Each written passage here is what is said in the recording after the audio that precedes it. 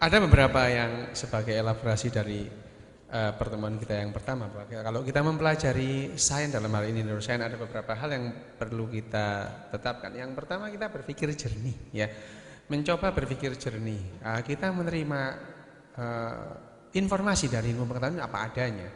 Ya, ilmu pengetahuan sendiri bisa suatu saat salah, ya.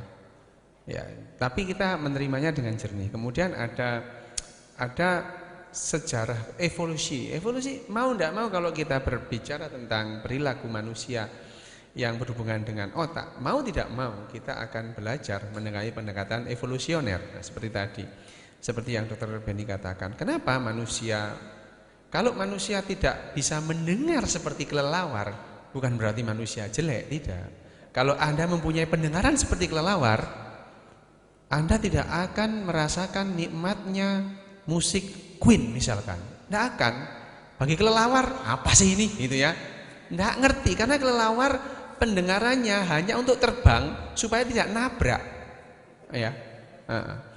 Manusia tidak, penciumannya tidak sekuat anjing misalkan, ya. Ya, meskipun kita sama-sama saudara. Saudara kita itu dengan anjing. Penciuman kita tidak seperti anjing. Pada saat anjing pasangannya subur, dia tahu, ya, hanya dengan mencium. Tahu pasangannya subur, ya. Bukan berarti bahwa penciuman manusia itu akan lebih jelek dari anjing, tidak. Anjing begitu tidak. Tapi pada saat kita diberi penciuman seperti penciuman anjing, mungkin kita tidak akan merasakan nikmatnya kue tiaw misalkan, atau wasabi gitu ya.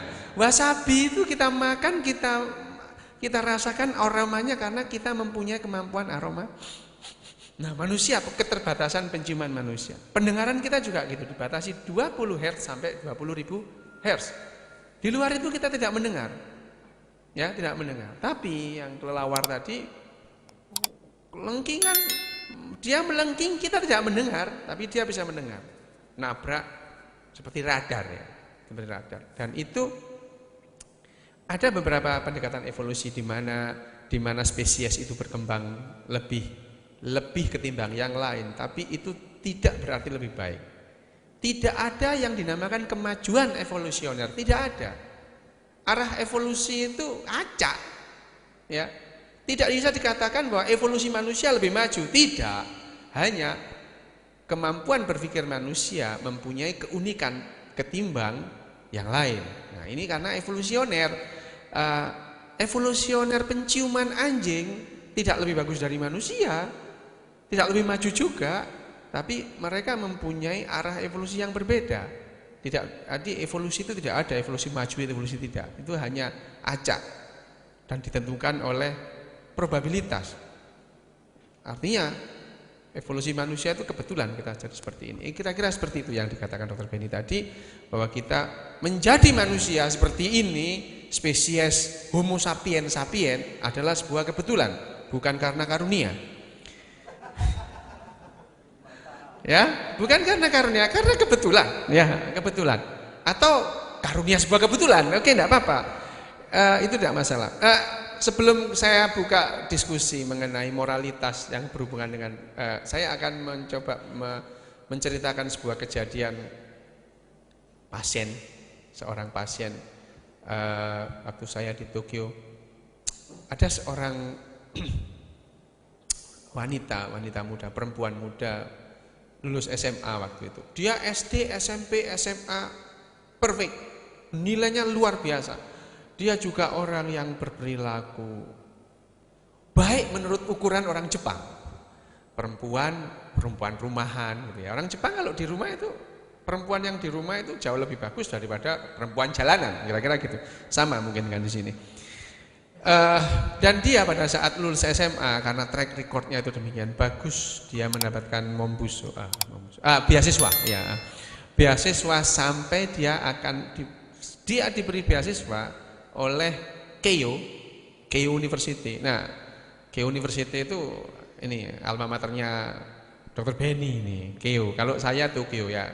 Kalau orang Tokyo University itu melihat Keio University itu Keio boy itu kaya, pinter, playboy gitu ya.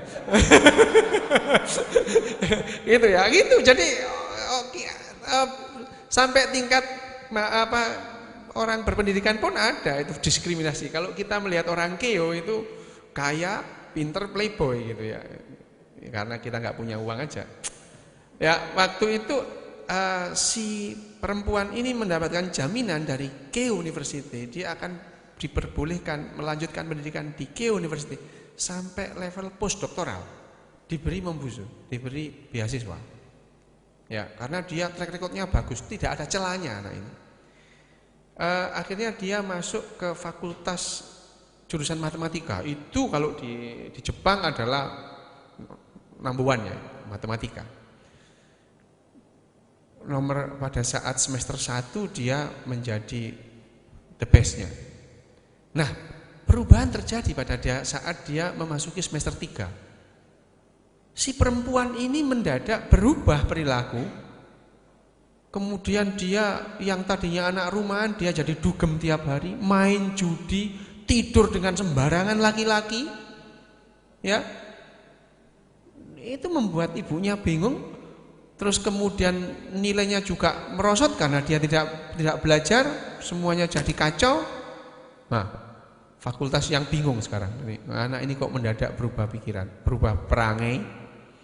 Kemudian ya karena berubah perangai dikirimlah dia ke satu dokter psikolog dan psikolog satu dan psikolog yang lain, psikiater. Semua mengatakan ini anak ini tidak ada perubahan dalam segi kognitif, dalam segi pengenalan, mengenal bahwa ini baik, ini buruk, ini boleh, ini tidak. Tidak ada perbedaan. Semua dia jawab dengan bagus. Apakah ini boleh dilakukan? Tidak boleh. Tapi dilakukan juga, ya. Apakah ini baik? Jelek, gitu ya. Tapi dilakukan juga. Artinya si perempuan ini dia tahu nilai-nilai yang dianggap dalam satu masyarakat, tapi dia tetap melakukan hal itu. Dia melakukan itu dengan sadar, dan dia sadar bahwa dia tidak bisa mengerem keinginannya untuk melakukan itu. Semua orang pusing, ini apa? Ya, akhirnya seorang psikiater mengusulkan untuk memeriksa dengan PET scan. Dari PET scan ditemukan, ini orang Jepang memang jelimet ya. Dia itu melihat di PET scan itu satu area di orbitofrontal cortex. Daerah itu mengalami penurunan metabolisme seluas 0,5 mili, coba sampai segitunya mereka tahu ya. 0,5 mili di orbitofrontal cortex. Orbitofrontal cortex itu di atas mata sedikit, otak depan di atas mata. Ya, di situ ada penurunan metabolisme. Ini apa? Kok ada penurunan metabolisme di sini? Apakah dulunya begitu? Wah, akhirnya dibentuk sebuah komite di situ. Nah, akhirnya si perempuan ini dirujuklah di Tokyo University, ada sebuah satu tim yang mengatakan itu adalah tim neurosurgery, yang functional neurosurgery yang bagus. Dan functional neurosurgery itu akhirnya didiskusikan. Ini apa? Akhirnya oke, kita MRI. Di MRI pertama tidak tampak apa-apa. Oke, diulangi di MRI lagi, kemudian di CT scan, multi slice CT, dan akhirnya MRI yang 3T lah baru ketemu ada tumor kecil 0,4 mm. Tumor 0,4 mm. Kurang dari setengah mili. Dia menekan orbitofrontal cortex. Ya, semua jadi ragu, masa iya ya tumor yang segini akan merusak semua anak ini.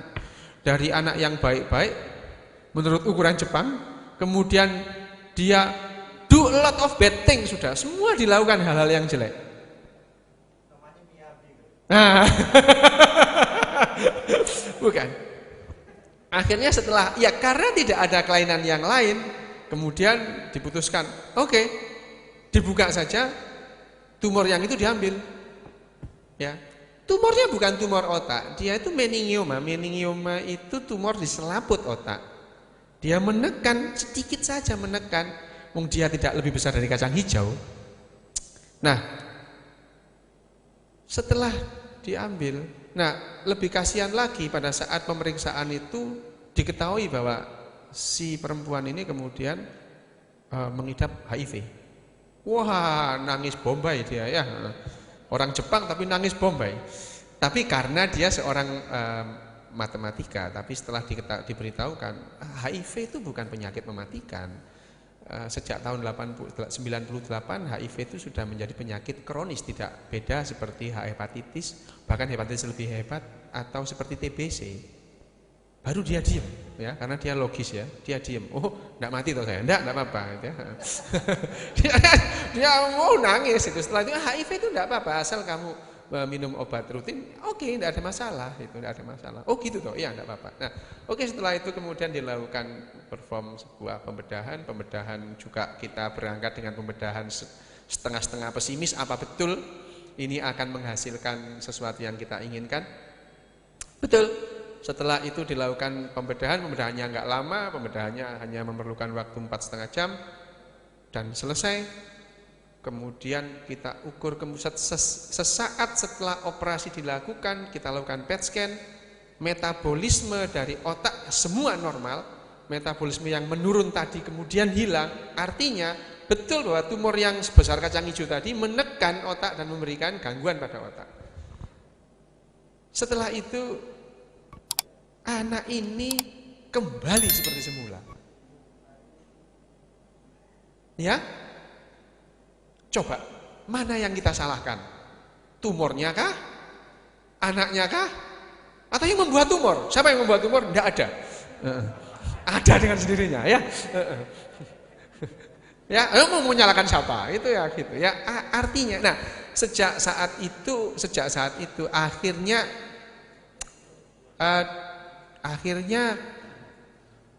asumsi ya, bukan asumsi, bahwa klaim bahwa yang namanya orbitofrontal cortex itu penting untuk menentukan moralitas seseorang itu benar adanya ya, dibuktikan karena ini. Dan kemudian beberapa eksperimen dilakukan, memang betul orbitofrontal cortex mempunyai peran yang penting dalam menentukan moralitas seseorang. Oke, saya akan membuka termin pertama. Saya batasi ada 3 pertanyaan, mungkin nanti Dr. Beni akan menjelaskan dengan lebih detail mengenai apa yang saya ungkapkan secara garis besar. Saya buka, silakan. Ya, 1, 2, 3. Oke. Sebutkan namanya. Dari mana? Selamat malam semuanya, salam sejahtera untuk kita semua. Ya. Nama saya Joko Arizal dari Paramadina. Mungkin dari pembahasan kita tadi yang lebih dominan yang saya lihat itu pada aspek biologisnya. Ya, nah kalau kita melihat dalam aspek biologis, mungkin kalau kita melihat perbedaan antara manusia dan hewan itu tidak jauh bedanya. Mungkin karena kita melihat dalam aspek proses biologi kimiawinya yang terjadi pada otak manusia, sehingga akan membentuk suatu moralitas orang seperti itu. Nah, kalau memang seperti itu, hal itu juga bisa terjadi pada binatang. Biasanya pada monyet yang mungkin sepupu manusia, yang mungkin ingin beranggapan seperti itu. Kalau seperti itu berarti monyet juga bisa berperilaku dan memiliki moral tertentu dan hampir sama dengan manusia. Tetapi fakta berkata lain. Hal itu tidak terjadi pada hewan-hewan yang memiliki kedekatan pada manusia. Nah, kalau memang hal itu seperti pada monyet, mungkin dalam bentuk tindakannya mereka misalnya bisa mencegah orang yang melakukan perusakan hutan, mungkin kan karena mereka memiliki moralitas misalnya seperti itu. Itu yang pertama. Yang kedua, keterkaitan antara otak, moralitas dan perilaku sosial. Kita melihat bagaimana moralitas bangsa kita pada saat ini semakin lama itu semakin merosot. Dan bagaimana pengaruh otak generasi-generasi bangsa ini. Apa yang mempengaruhinya dan bagaimana bentuk reaksi kimia yang terjadi pada otak mereka. Nah, apa upaya yang mesti kita lakukan dalam upaya untuk menyembuhkan kemerosotan moral bangsa ini dalam aspek neuroscience. Terima kasih.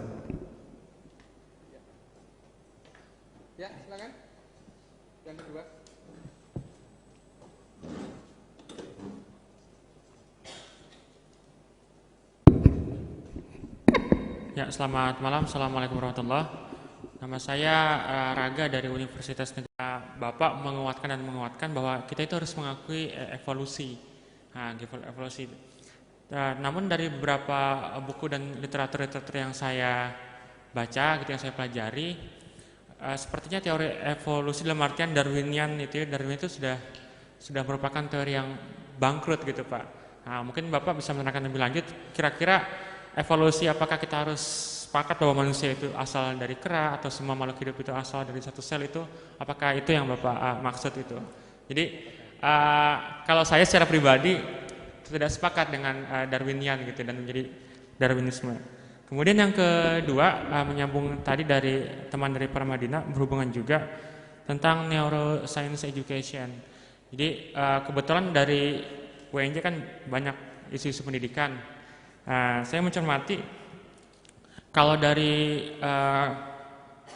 fisiologis dan biologis kira-kira kan ada pembagian dua otak itu Pak ya, otak belahan otak kanan, kemudian belahan otak kiri, kemudian otak kanan yang seperti imaginations, art, music, science, and so on and so forth gitu. Kemudian otak kiri yang argumentations, logic dan sebagainya.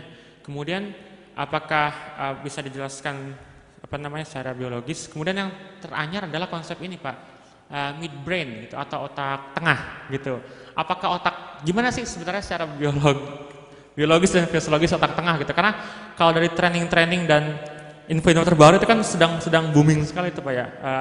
Otak tengah di mana akan terjadi percepatan prestasi belajar kalau anak itu diaktifasi otak tengahnya. Jadi mohon penjelasan Bapak. Terima kasih. Assalamualaikum warahmatullahi wabarakatuh.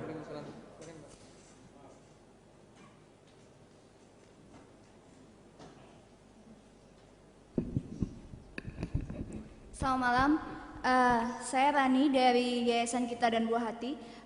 Sedikit saja bahwa yayasan kami itu bergerak dalam bidang parenting, brain-based parenting yang pengasuhan anak dengan berbasis perkembangan otak gitu. Nah, pertanyaan yang pertama adalah tadi kan dijelaskan bahwa bagian dopamin itu kan adalah hormon kepuasan. Nah, kalau tadi dicontohkan dengan narkoba, bagaimana menurut dokter Benny dengan kecanduan pornografi? Nah, samakah? Karena dari buku yang saya baca itu ya juga referensi kami juga dari ahli yang di Amerika, Mark Castleman, mengatakan kalau kecanduan pornografi itu pada anak akan menyebabkan 5 bagian kerusakan otak. Begitu, itu yang pertama. Kemudian yang kedua,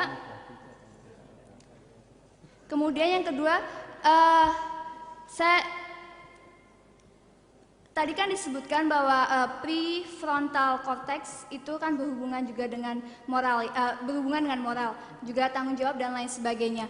Nah, saya ingin tahu pendapat dokter tentang bagaimana sih kita ya, misalnya sebagai guru ataupun sebagai pendidik atau orang tua gitu, mengembangkan potensi anak dari perkembangan otaknya yang supaya prefrontal cortexnya itu baik dan menghasilkan manusia yang berkualitas.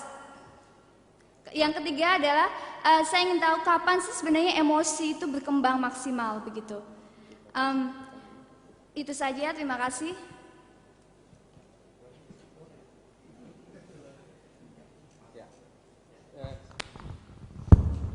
Jadi Dr. Benny silakan langsung dijawab. Dr. Benny yang pertama, aspek biologis dominan perbedaan antara otak manusia dan otak kera yang lain, karena manusia juga kera ya.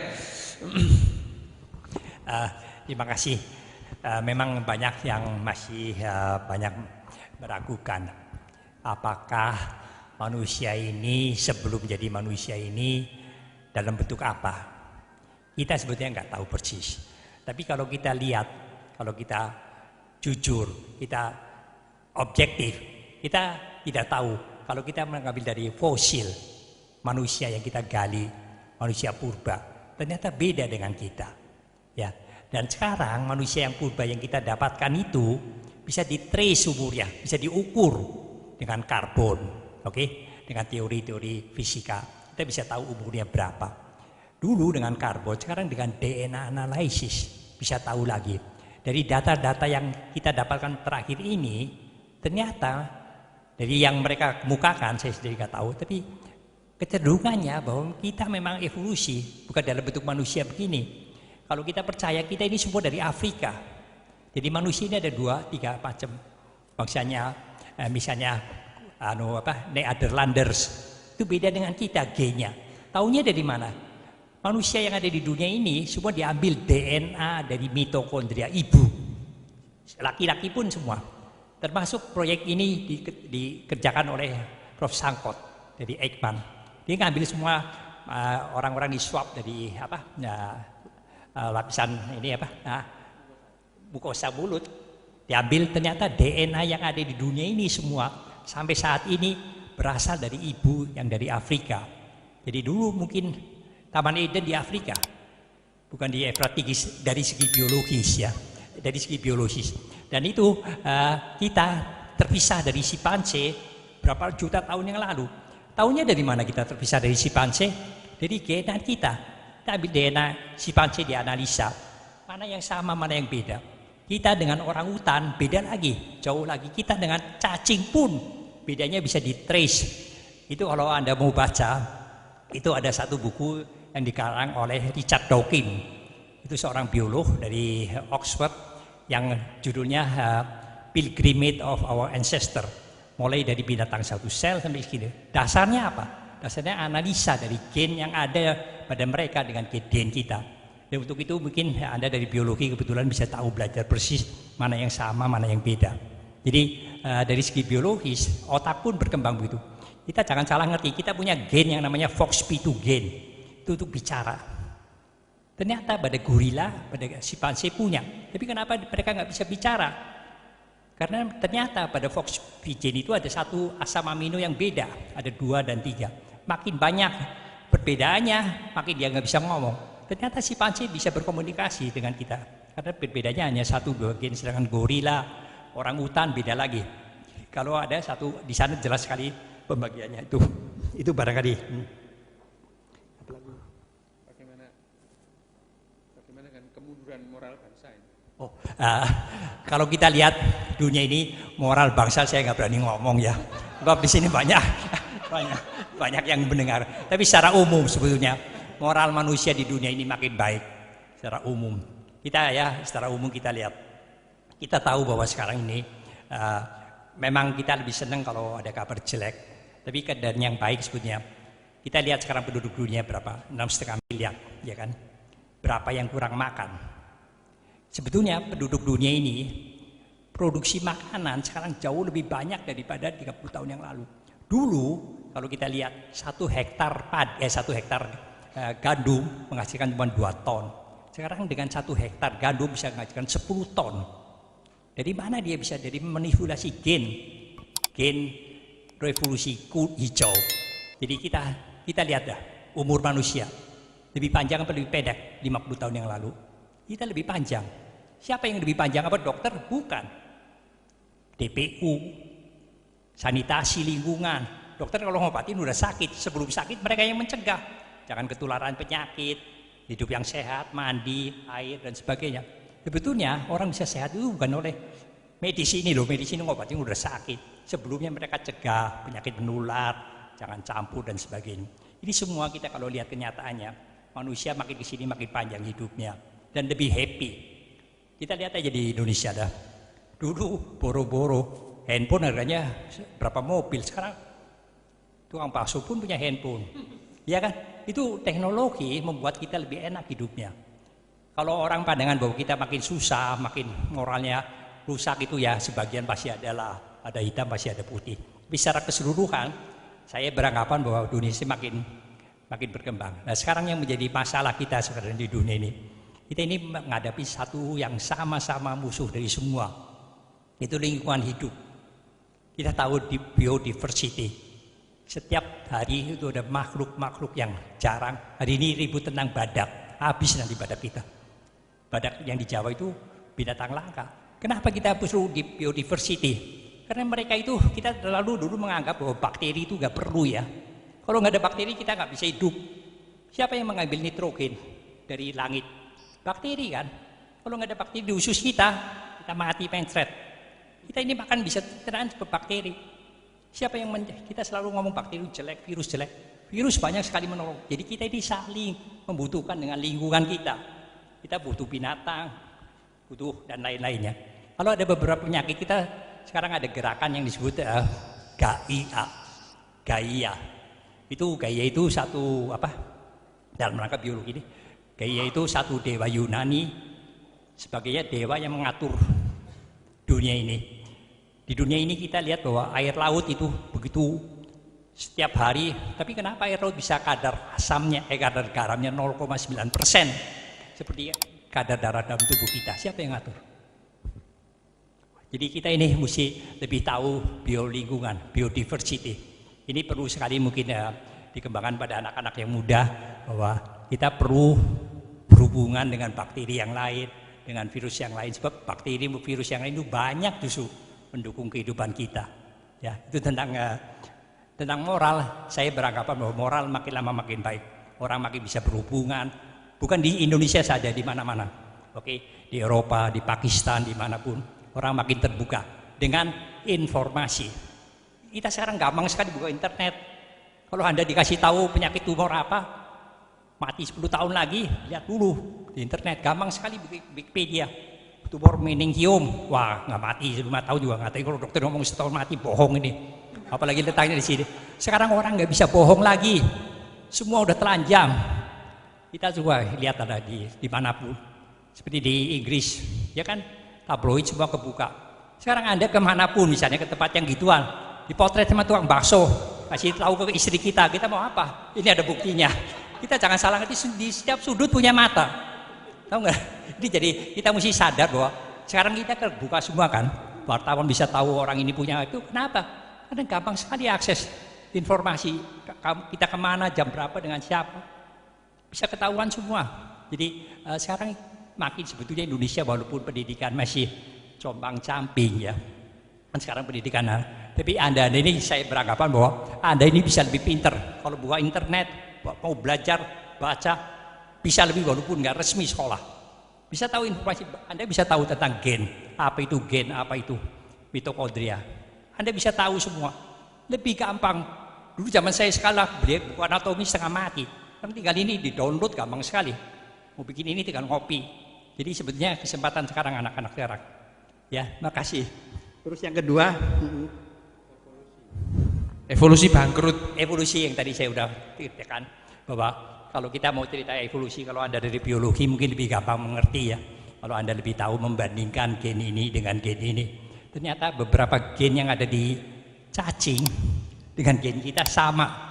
Misalnya contohnya membuat ATP, TCC itu yang membuat karbohidrat menjadi tenaga kita ATP.